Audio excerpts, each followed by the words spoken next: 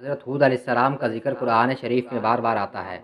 سورہ اعراف، سورہ ہود، سورہ حشر وغیرہ میں اس کی تفصیل موجود ہے۔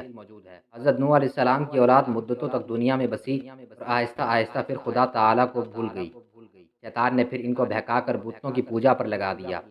خدا بند تعالیٰ جو اپنے بندوں پر بڑا رحم کرنے والا ہے، اس نے پھر حضرت حود علیہ السلام کو اپنا پیغمبر بنا کر ان لوگوں کے پاس بھیجا، اور انہوں نے اپنی قوم سے جو دعا کی کہلاتی تھی، کہا کہ تم خدا ہی کی عبادت کرو، اس کے سوا تمہارا کوئی معبود نہیں ہے۔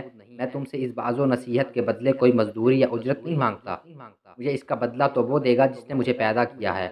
اور اے میری قوم، تم اپنے رب سے بخشش مانگو اور اس سے توبہ کرو، وہ تمہارے لیے می برسائے گا، اس سے تمہارے کھیت اور باغات اچھے ہوں گے اور تمہاری طاقت بہت بڑھا دے گا۔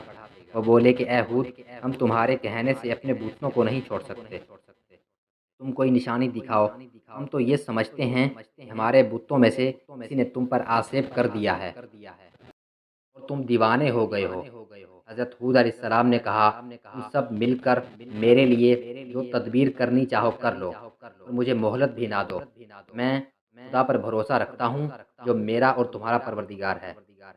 میرے ہاتھ اللہ تعالی نے تمہیں پیغام جو بھیجا تھا وہ میں نے تمہیں پہنچا دیا۔ اگر تم میرا کہنا نہ مانو گے تو اللہ پاک تمہاری جگہ اور لوگوں کو بسا دے گا، اور تم خدا بند تعالیٰ کا کچھ نقصان نہیں کر سکتے۔ اس پر ان کی قوم نے کہا کہ روز تو ہمیں خدا کے عذاب سے ڈراتا ہے، جا اپنے خدا سے کہہ کہ ہم پر عذاب نازل کر دے اور اس میں ہرگز دیر نہ کرے۔ حضرت حود علیہ السلام پر جو ایمان لائے تھے وہ غریب اور کمزور تھے، اور جو کافر تھے وہ مالدار اور سردار تھے۔ ان سب نے حضرت حود علیہ السلام کا مذاق اڑایا۔